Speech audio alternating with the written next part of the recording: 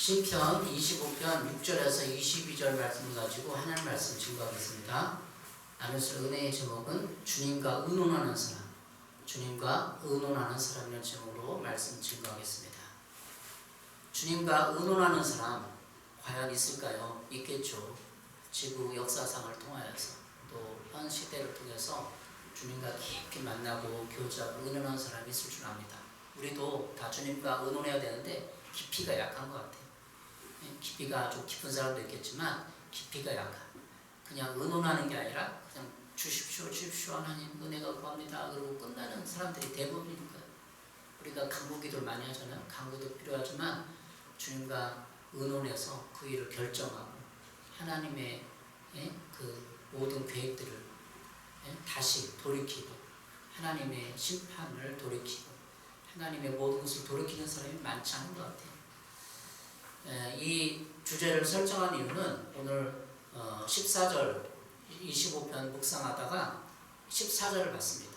14절 읽어보겠습니다. 여호와여 친밀하심이 주를 경외하는 자들에게 있으며 그의 언약을 그들에게 보이시도다. 여호와의 친밀하심, 하나님의 친밀하심을 생각을 많이 해서 묵상하다가, 그래서 새벽 성경을 보니까 주님께서는 주님을 경외하는 사람과 의논하시며 이렇게 돼 있어요. 새벽 성경으로 저는 묵상하는데 주님을 경외하는 사람과 의논하시며, 의논한다는 말이 마음에 다가왔어요. 그냥 내 마음으로 저에게 깊이 다가왔어요. 주님을 경외하는 사람과 의논한다. 하나님을 경외하는 사람과 의논한다는 거예요. 근데 개역 개정은 하나님의 친밀하심, 여호와의 친밀하심이라고 표현했거든요. 그러니까 친하다는 표현이 친구 관계에서나 이렇게 하잖아요. 근데 하나님과도 친밀함이 있어요. 친하다. 어떻게 생각하세요? 하나님과 친밀함, 많은 기독교 이런 우리 교회에서 쓰는 단어, 하나님과 친밀함에 대해서 책도 있고 많은 책도 있어요. 친밀함 치면 책 한 10권, 20권은 막 뜰 거예요. 그런데 이 친밀함을 새번역 성경은 의논한다, 하나님과 의논한다 이렇게 표현되어 있는 거예요. 그러니까 하나님과 친밀하면 하나님과 의논하는 거예요. 새번역 성경은. 여러분 어떠세요? 하나님과 의논하십니까? 이 말씀 묵상하다가 어떻게 보면 번뜩이는 깨달음을 저에게 줬어요. 내가 과연 하나님과 친밀함을 추구하고 친밀함의 책도 읽고 그렇게 했는데 하나님과 의논했는가? 친밀함을 구체적으로 말하면 의논한다. 의논. 우리 가정에서 자녀들과 또 부부관계, 가족끼리 아침 저녁 식사하면서 이런저런 얘기하고 의논하고 어떻게 할까 서로 묻고 하면서 의논하는 것처럼 하나님과 의논한다. 대소사, 크고 작은 일을 하나님과 의논하는 그런 생각을 해봤어요. 여러분 하나님과 의논하세요? 친밀함을 다른 말로 하나님과 친하다. 이 친밀함은 친구들과 농담하고 막 장난하고 이렇게 그런 허물없이 서슴없이 지내는 친밀함이 아니에요. 하나님과 친밀하면 농담도 막 하고 하나님 막 친구처럼 대하고 그런 게 아니에요. 하나님은 왕이시고 우리는 그 친밀함은 하나님 앞에 나가서 우리 사정을 아뢰고 의논하고 국가적인 거, 민족적인 거, 영적인 거, 가정적인 거를 하나님께 보고하고 의논을 나누고 하나님의 뜻을 받고 그렇게 한다는 그 의논함이라는 게 그런 거예요. 이해되셨어요? 하나님과 농담 따먹기 하고 하나님과 막 그렇게 하고 그런 건 아니에요. 그건 친밀함이 아니죠. 우리 막 장난치잖아요. 아이와 가정에서 부부끼리 서로 장난치고 웃기도 없고 막. 하나님은 그런 친밀함이 아니에요.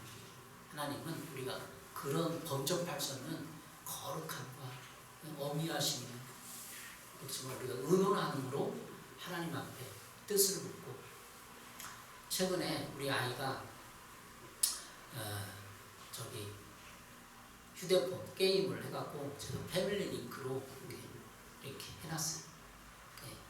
우리 아이의 게임 앱을 제가 가지고 있는 구글 그 패밀리 링크라는 앱으로 이렇게 조종하게 돼 있어요. 조종이라는 단어는 좀 기분 나쁜데 하루에 시간 제한하는 거예요. 10분이면 10분, 30분이면 30분 시간 제한해서 거기서 벗어나면 잠글 수 있는 기능이 저에게 있어요. 패밀리 링크. 근데 그거를 저한테 게임을 하고 싶었는지 뭐 여러 가지 묻지 않고 자기 마음대로 조절해가지고 차단 이렇게 하고 다른 계정을 만들어가지고 이렇게 했다는 거예요. 그러니까 너무나 기분 나쁘다고. 딱 휴대폰 뜨니까 구글 메일에 떼어 있는 거야. 스승님이 이걸 그 계정을 만들어서 번복해서 이렇게 했습니다. 이걸 어떻게 생각하십니까? 부모가 도움이 필요합니다. 이렇게 메일이 왔더라고요. 너무 충격적인 거예요. 왜 충격적이었을까요? 저와 의논하지 않고 저게 상의하지 않고 묻지 않고 자기 마음대로 게임하고 싶은가 다른 계정을 만들고 해서 게임에 하겠다는 거예요. 굉장히 기분 나쁘더라고요. 나를 속였다는 느낌, 나와 의논하지 않고 지 마음대로 했다는 느낌이 있는 거예요. 우리 아이를 키우면서 부모의 심정을 아는, 하나님 아버지의 심정을 아는 것 같아요. 나랑 의논하지 않고 지 독단적으로 지가 알아서 하거나 또 속이거나 그런 진짜 화가 나요.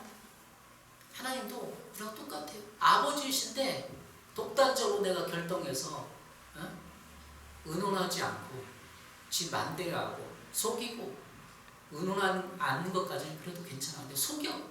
아빠를 속여. 굉장히 기분 나빠. 우리가 하나님 앞에 그렇게 하고 있지 않은지 생각을 해봐야 돼. 내가 하나님을 의논하지 않고 속이려는 의도는 없지만 속이는 거야. 그냥 내 마음대로 하고 의논도 안 하고 하나님 뜻도 묻지 않고 그럼 하나님은 속임받는 느낌, 사기당한 느낌을 가질 것 같아. 이게 굉장한 거 깨달아요. 우리 아이가 이런저런 아빠랑 의논하지 않고 자기 독단적으로 결정을 해서 손해를 보고 피해를 보고 또 이런 저런 일을 가정에 저에게 피해를 주고 또 기분 나쁘게 내가 하나님을 대하는 것처럼 아버지를 대하는 것처럼 우리가 아이를 통해서 깨닫는 것 같아요. 하나님은 의논하는 사람을 좋아하시고 기뻐하십니다. 왜? 의지하니까. 의논하면서 의지하고 묻고 질문하면서 하나님 함께 할 수 있는 것을 좋아해요. 자네는 다 그래가지고 부모예요. 근데 하나님은 오늘 본문을 통해서 주님과 의논하는 사람을 어떻게 원하는지, 구체적으로 주님과 의논하는 사람을 어떻게 될 수 있는지, 주님과 의논하는 사람은 구체적으로 어떤 사람인지를 살펴보도록 하겠습니다. 서론적으로 얘기했어요. 우리 아이를 통해서 친밀하다는 것은 의논한다는 거예요. 자, 오늘 본문을 통해서 세 가지를 보겠습니다. 주님과 의논하는 사람 어떤 사람입니까? 첫 번째, 겸손한 사람과 의논하신다. 하나님과 어떤 사람과 의논하는가? 하나님과 어떤 사람과 의논하는가? 첫 번째, 겸손한 사람과 의논하신다. 6절에서 10절까지 있는 내용인데 9절을 보겠습니다. 시편 25편 9절. 온유한 자를 정의로 지도하시며 온유한 자에게 그의 도를 가르치시로다. 개역개정인데 새번역성이 이렇게 말하고 있습니다. 겸손한 사람을 공의로 인도하시며 겸비한 사람에게는 당신의 뜻을 가르쳐 주신다. 다시 말하면 개역개정은 온유한 자를 말하는데 새번역은 겸손한 사람을 얘기하는 거예요. 번역. 겸손한 사람 하나님 의논해요. 교만하거나 거칠거나 터프한 사람, 하나님의 법에 굴복하지 않고 하나님을 기대하지 않는 사람은 하나님과 의논을 받을 수 없어요. 나는 겸손한 사람인가? 겸손의 자세가 있는가? 6절부터 8절까지는 시인데, 이게 다 시편이잖아요. 시인데 6절부터 8절까지는 겸손의 때를, 겸손의 분위기를, 겸손의 뉘앙스를 읽을 수 있어요. 시니까 시를 보겠습니다. 시편 25편 6절부터 8절. 주님, 먼 옛날부터 변함없이 베푸셨던 주님의 구원하심과 한결같은 사랑을 기억하여 주시옵소서. 얼마나 겸손해요. 내가 젊은 시절에 지은 죄와 반역을 기억하지 마시고 주님의 자비로우심과 선하심의 날을 기억하여 주십시오. 겸손한 자세잖아요. 내가 젊었을 때 죄를 짓고 반역을 기억하지 마시고 주님의 자비로우심, 선하심 그거를 좀 봐주세요. 이렇게 하는 거 아니에요. 얼마나 겸손해요. 주님은 선하시고 올바르셔서 죄인들이 돌이키고 걸어가야 할 올바른 길을 가르쳐 주신다. 하나님은 그런 분이다라고 선포하고 기대하는 거예요. 겸손하죠. 이게 겸손하고 온유한 자세예요. 지난주 시편 25편 1절부터 6절이었죠. 진실한 사랑, 한결같은 사랑에 대해서 얘기했어요. 이것이 내가 한결같은 사랑을 신뢰하고 따라가는 겸손한 사람이에요. 우리가 의논이 필요한 이유가 뭘까요? 왜 의논이 필요해? 묻고 질문하고 의논이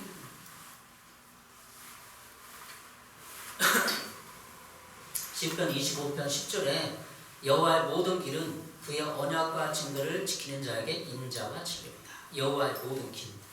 하나님 지난주에도 주님의 길에 대해서 많이 이렇게 생각을 했잖아요. 여호와의 모든 길. 하나님의 길이 있어요. 주님의 길이 있어요. 근데 내가 어디로 갈지 몰라. 내가 가고 싶은 데로 가. 근데 내가 선택한 길은 감옥의 길이고 지옥의 길이고 절망의 길이고 나락의 길이고 자살의 길이고 그런 거기 싫어. 선택할 수가 없어. 선택할 수밖에 없어. 인간은 연약하고 낙하기 때문에 욕심이 많기 때문에. 근데 길을 인도할 때, 길을 가이드할 때 하나님과 의논을 해야 돼요. 의논을. 하나님, 이게 진짜 길이 절망의 길입니까? 맞는 길입니까? 물어봐야 돼. 그래야 의논을 하는 거죠. 여호와의 모든 길은 그 언약과 증거를 지키는 자에게 인자와 진리. 이 세월성경은 주님의 언약과 계명을 지키는 사람을 신실과 사랑으로 인도하신다. 인도. 길을 물으면 인도하는 거예요. 어느 길로 가야 됩니까? 결혼 이 사람과 해야 됩니까? 결혼 이렇게 하면서 사주팔자로 궁합 보고 그것도 방법이죠. 그러나 우리 예수 믿는 사람들은 합당한 방법이에요. 궁합도 필요하고 뭐야 필요해요. 사주팔자도 뭐 예수 안 믿는 하나님 없는 신앙에서는 때로는 필요하겠죠. 그거라도 도움 받아서 갈 수 있으니까. 그런데 사주팔자 궁합보다도 내가 하나님을 우주의 만왕으로 인도하면 길을 걸을 때 의논해야 돼요. 하나님, 이 길은 어떻습니까? 이 사람은 결혼해야 됩니까? 이 교회를 어떻게 해야 됩니까? 의논을 자꾸 해야 돼. 그래서 떠오르는 아이디어를 주는 거예요. 우리 양심을 일깨워서 하나님의 영이 성령님 우리 마음에 있기 때문에 일깨워주고 가르쳐주는 거예요. 베드로전서 5장 5절에 이렇게 말하고 있습니다. 젊은 자들아 다 이와 같이 장로들에게 순종하고 다 서로 겸손을 동이라. 하나님은 교만한 자를 대적하시되 겸손한 자들에게는 은혜를 주시느니라. 겸손해야만 은혜를 받고 하나님과 의논하면서 가이드를 받으면서 인도를 받으면서 갈 수 있다는 거예요. 여러분 겸손해요, 여러분이? 잠언 22장 4절 겸손과 여호와를 경외함의 보상은 재물과 영광과 생명입니다. 그러니까 겸손하고 내가 배울 자세를 갖고 하나님 앞에 길을 인도해달라고 자꾸 묻고 주변의 사람의 도움을 청하고 하나님의 사람들에게 기도를 받고 이렇게 해야만 있는 거죠. 잠언 22편 4절에 세브라성 이렇게 말하죠. 겸손한 사람과 주님을 경외하는 사람이 받을 보상은 재산과 영예와 장수이다. 겸손한 사람은 주님을 경외하는 사람인데 그 사람이 받을 보상은 재산이래요. 재산. 영예, 장수래요. 그러니까 겸손해야 재산이 되는 거예요. 영원한 재산. 하나님이 주는 재산이 되는 거죠. 여러분 재산 없어요? 저도 우리 또 재산이 없는 것 같은데 겸손하면 하나님이 나중에 재산을 줘요. 주위 사람을 통해서 하나님의 은혜 가운데서 하나님이 공급하시고 재산을 주는 거예요. 내가 교만하기 때문에. 교만하면 사람들이 싫어요. 저 사람 내 말 안 듣네. 내 기울이 안 듣네. 우리 주변 사람 보세요. 내가 권면하고 이렇게 얘기했는데 무시해. 어떡하고? 다시는 얘기하고 싶지 않잖아요. 내가 이렇게 권면하고 이런 생각을 얘기했는데 그래요? 그래 생각해 볼게요. 알았어요. 이거 받아들이면 그 사람과 더 가까이 지내고 싶고 뭔가 도와주고 돈을 주고 싶고 그런 거. 하나님도 마찬가지예요. 겸손해야 돼요. 겸손한 사람과 주님을 경외하는 사람이 받을 보상은 재산과 영예와 장수이다. 그러니까 재산을 갖기 위해서 발버둥 치지 말고 겸손한 사람이 되는 거예요. 자, 주님과 의논하는 사람은 겸손한 사람이에요. 우리가 겸손해야 하나님의 도움을 구하고 은혜를 받고 하나님의 피드백을 받으면서 갈 수 있어요. 하나님의 영의 피드백, 성령의 피드백. 두 번째, 주님을 경외하는 사람과 의논하는 거예요. 주님을 경외하는 사람. 14절에 얘기했죠. 여호와의 친밀하심이 그를 경외하는 자들에게 있으며 그의 언약을 그들에게 보이시로다. 주께서는 주님을 경외하는 사람과 의논하시며 14절에 분명히 얘기했죠. 아까 반복되는 거지만 주님을 경외해야 돼. 경외. 아까는 뭐라고 했죠? 겸손한 사람. 경외는 단어는 사랑하면서 두려워한다. 친밀하게 사랑하면서 그분의 존엄을 인정하는 거예요. 위치와 존재를 인정하는 거. 하나님을 경외한다는 건 뭐예요? 하나님의 위엄, 존재, 위치, 창조주의 위치를 인정하고 두려워하는 거예요. 그 경외한다는 건 친밀함이랑 좀 반대의 뉘앙스가 분위기가 풍겨. 친밀함은 그냥 우리가 인간적으로 친하다 그러면 농담과 따먹게 이렇게 막 그냥 친하게 아이고 이렇게 하면서 허물없이 세상을 지내는 걸 인간적인 관계의 친밀함이라고 하잖아요. 하나님과 친밀함, 그것은 경외함은 반대의 개념이에요.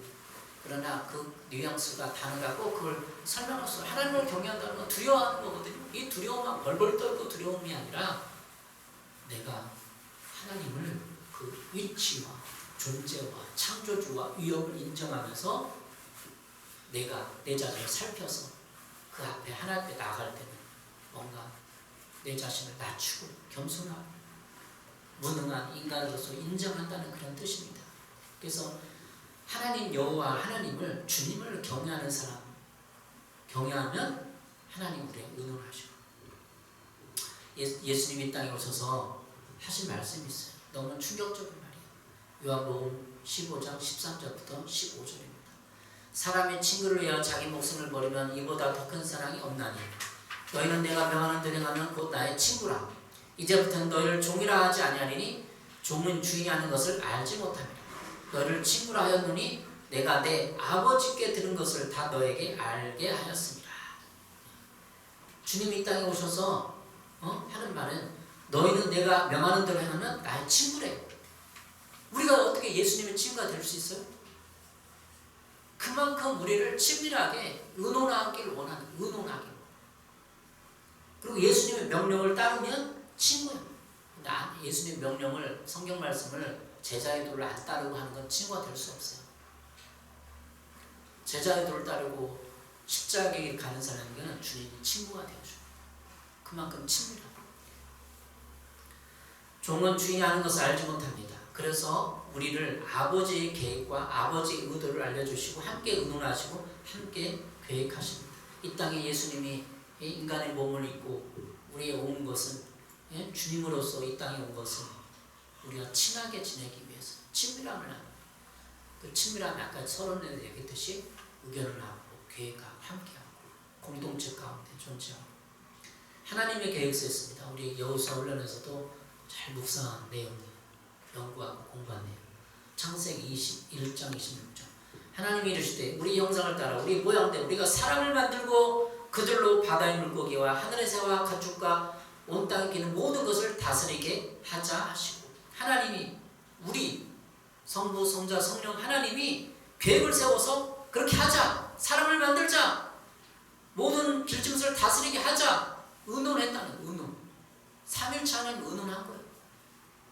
그 의논하지 않고 독단적으로 결정하는 것은 하나님의 입에 대는 거예요. 우리 가족이 있어. 내 가정이야. 내가 딱 이렇게 결정해 따라. 공동체, 하나님의 공동성에, 하나님 공동성에 입에 대는 거예요. 서로 의논해야 돼. 하나님은 완전하신 하나님이, 성부 성자님이 완전하게 의논하시고 공동체로 아무 부족함을 주는데 우리가 죄인이고 나약하고 연약하고 그 죄일 많은 인간 한 사람 닦여서 하나님의 공동체 꾸려내서 하나님의 공동체 가운데 의논하고 공동체를 그 팀워크를 나누기 원하는 거예요. 팀워크. 우리는 우리 가정에서 팀워크 있는 공동체, 하나님과 같은 의논하는 공동체인가요? 생각을 해야 돼. 이 원리들, 하나님의 계획서, 의논하는 거예요. 삼위 하나님 우리를 공동체에 의논하시고 나십니다. 어느 한 사람이 독단적으로 내가 정하고 당신 그렇게 이렇게 해야 돼 라고 강요하고 강제하는 것은 비인격적인 거고, 하나님 법이 입에 대는 거예요. 그 독재 정권이 말로가 단좋고 푸틴이 대통령제에 대통령이라고 하지만 지금 다 의논을 듣나요? 일방적으로 박정희 정권이 유대한 일 많이 했어요. 새마을운동, 경제발전 유대한 일 많이 했어요.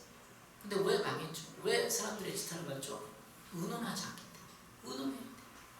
의논하고 자기 정권에 대해서 국민을 신뢰하고, 국민이 싫다 그러면 국민투표를 통해서 내려놓고 20년 독재하면서 5년 10년 잘했어요. 그것도 물어야 되죠. 그냥 뭐 유신체제 뭐 그런 거 하지 말고 그 전체 국민에게 물어야 되죠. 내가 더 대통령이 되냐?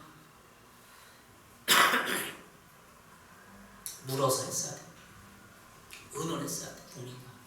국민이 민주주의는 국민의 주인 아니에요. 제도, 정치 제도에 있어서 우리 가정 삶을 뒤돌아봐요. 어느 한 사람 독단적으로 진짜 독재자처럼 지시하고 명령하는 건 하나님의 법에 입에 대 뿐더러 사람 인격을 파괴할 뿐더러 서로 의논하고 그럼요 이렇게 하자 계획하자 제안하면 3일차 하나님이 만들자 하고 그래 오케이 그런 일이 하나님이 분명히 있겠을까.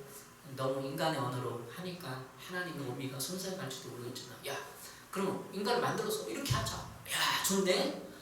진짜 이렇게 삼위 하나님 일체가 공존하면서 서로를 지지하고 칭찬해주고 감사하고 영광을 돌렸을 거예요.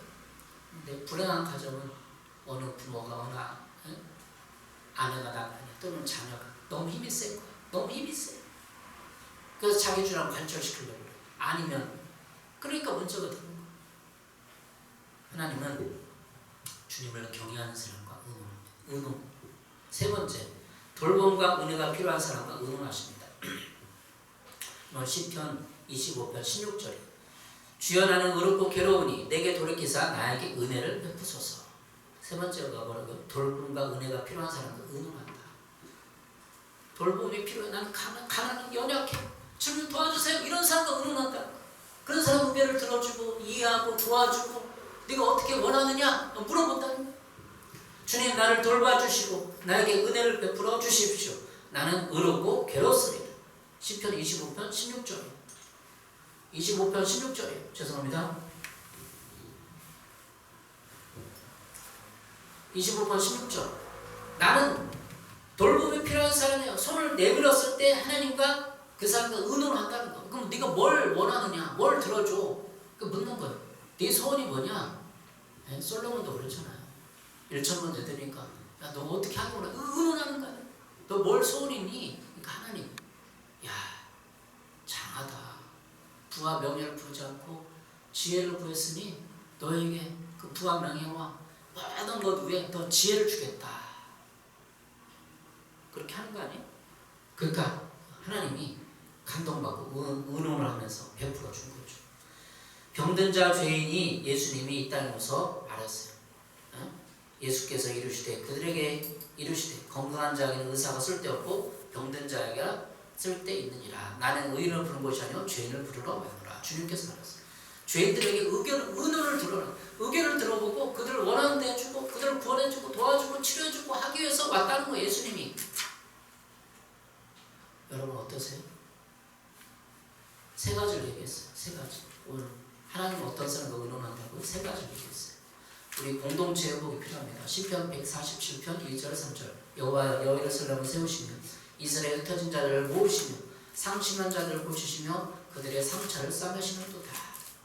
새명성경은 시편 147편 3절을 마음이 상한 자를 고치시고 그 아픈 곳을 싸매어 주신다. 마음이 상한 곳 사람을 고치신대요. 이 땅에 예수님이 오셔서 병든 자, 죄인들 이런 사람들을 도와주고 의논을 들어.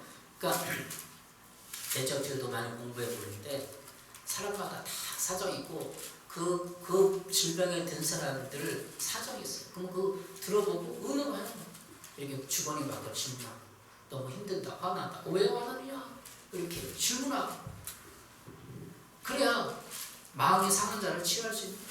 주님이 그렇게 하셨어요. 마음이 상한 자를 의견을 들어주시고 그 의견대로 해주시는 거예요. 하나님은 공동체를 모으시고 흩어진 자를 모으시며 그랬죠. 시편 147편 2절에 흩어진 자를 모아서 공동체를 만들어서 공동체 가운데 의논하고 함께 계획하시기 위해서 마음이 상한 자를 고치십니다. 왜? 공동체가 있는데 다 마음이 상해 있어요. 다 제각각에 다 힘들어, 다 분노, 다 시기질투해. 그럼 어떻게 공동체를 치유해서 하나님과 의논을 해야 될까? 교회라는 공동체가 다 마음이 상해서 질병이 있어, 고통이 있어, 절망이 있어, 빛이 있어. 그러면 다 그들 치유해줘야 될 거 아니야. 치유하면 어떻게 되는 거예요? 주님과 의논하는 거, 대화하고 계획을 세우고 함께하고 그렇기 때문에 주님이 상심한 자를 고치는 거예요. 공동체 회복을 시켜야 되는 거죠. 지난주에 책을 봤는데 정품교회라는 책을 봤습니다. 김민호 목사님이 몇 주 전에 소개한 책, 정품교회. 고직한 선교사님이 쓴 책인데 그분의 자녀들, 아들 2명이 다 정신질환, 조울증에 걸려서 17년, 20년을 고생. 정신병원을 17년에 17번인가 몇 번인가 입원했다. 그래서 그 선교사님 자녀이기 때문에 함께 고통하면서 정신병원 들락물락하면서 함께 즐기고 함께 웃고 함께 기도하면서 극복했던 그런 것을 책으로 썼어요. 근데 그분이 얘기한 게 뭐냐면 조은의 마음약관 유튜브 채널을 만들어서 많은 사람들 정신질환들과 상담하고 개인이나 이렇게 조 모임으로 치료하고 도와줬다는 거예요. 근데 8명의 자살을 가지고 자살하는 사람들을 구해줬다는 거예요. 이겁니다.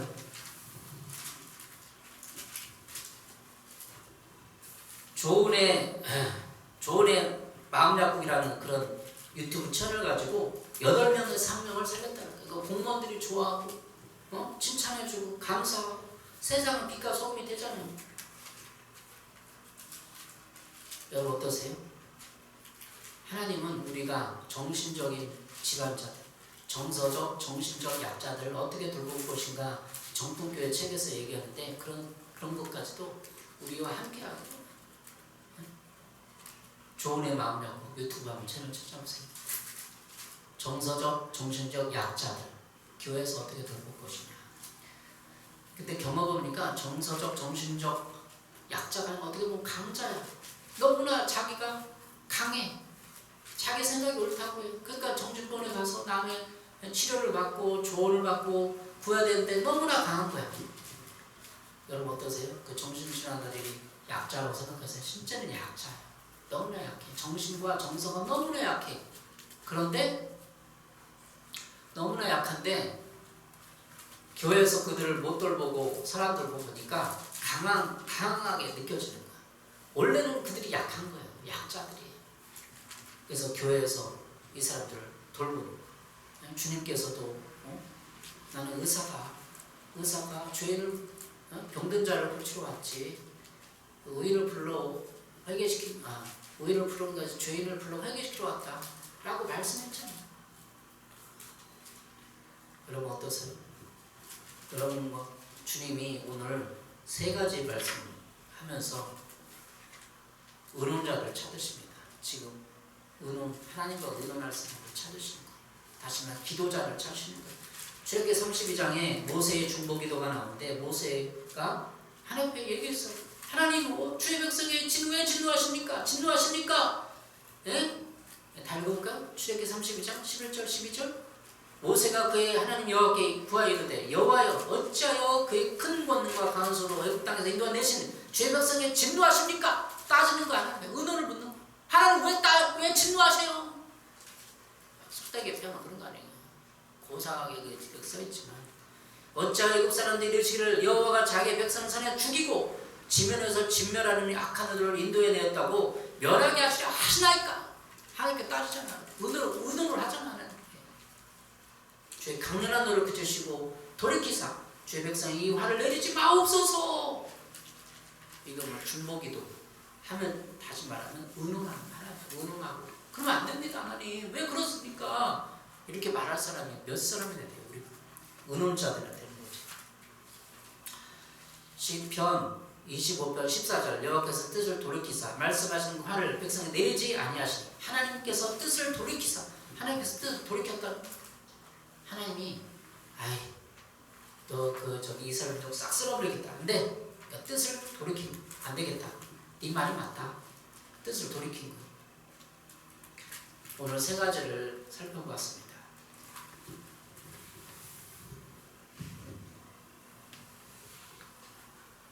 주님과 의논하는 사람은 겸손한 사람과 의논하고 주님을 경외하는 사람과 의논하고 돌봄과 은혜가 필요한 사람과 의논하고 여러분 돌봄과 은혜가 필요하잖아요. 하나님 은혜가 없이는 절대 살아갈 수 없는 거예요. 절대 살아갈 수가 없어요. 돌봄이 없어서 우리가 살아갈 수 있나요? 못 살아가요. 주님을 경외하는 사람과 의논해요. 내 삶의 모든 것을 주님과 의논하는 사람이 오늘의 설교 주제 핵심이에요. 내 삶의 모든 것을 주님과 의논하자. 그 주님의 성품을 닮아야 돼. 삼일체 하나님 서로 의논해야 돼. 감각하면 안 돼요. 가정, 재정, 또 가사일, 목회일, 사역, 여행, 아이 양육, 부부관계, 친구관계, 전도 모든 것에 것에 주님과 의논하고 사람들과 의논하고 그 공동체가 회복돼요. 사랑이 회복돼요. 오늘 교회를 통해서 하나님 여러분에게 말씀하시는 음성 겁니다. 주님과 의논하십시오. 그냥 친밀함이 쉽게 안 되면 부모로부터 어렸을 때부터 정서적인 지지와 돌봄을 받았으면 그냥 의논하세요. 그냥 의논으로 들어가고 의논으로 주님 질문을 던져. 그렇게 하면 됩니까? 주님이 아니다. 그렇게 하겠다. 이렇게 딱 답을 주고. 주님 돈이 100만 원 튀었는데 왜 안 줍니까? 이렇게 의논 노트를 만들어서 주님과 친밀함이 아니라 이제 의논으로 쉽게 이해가 되죠. 하나님 우리에게 의논할 수 있는 그런 마음의 깊은 능력을 주옵소서. 주님과 의논한 사람들 되기 바랍니다. 또 이사야 59장 16절에는 중재자라는 표현이 있어요. 중재. 사람들과 이 세상의 모든 사건들을 중재하는 중보기도자를 그랬어요. 중보기도에서 많이 공부해봤는데 중보기도자들은 중재자예요. 사람과 사건과 모든 것을 중재하는 거예요. 여러분 중재하시기 바랍니다. 이 시대에 이 모든 나라와 민족과 전쟁과 이 모든 것을 중재하는 의견을 내놓는 하나님 앞에 여러분의 의견을 내놓는 아니 아니지 않습니까? 하나님 이렇게 감히 하나님 앞에 나와서 떳떳하게 그래야 되려면 죄도 없어야 되고 겸손해야 되고 거룩해야 되고 그 정도는 실력은 돼야 되는 거예요. 저도 마찬가지고 그런 사람들 되길 바랍니다. 여러분에게 실력 있는 사람 하나님 앞에 나와서 하나님을 설득하거나 하나님의 그 뜻을 막아서 중재하고 의논을 하는 사람들 되시길 바랍니다. 기도하겠습니다. 하나님 아버지 감사합니다.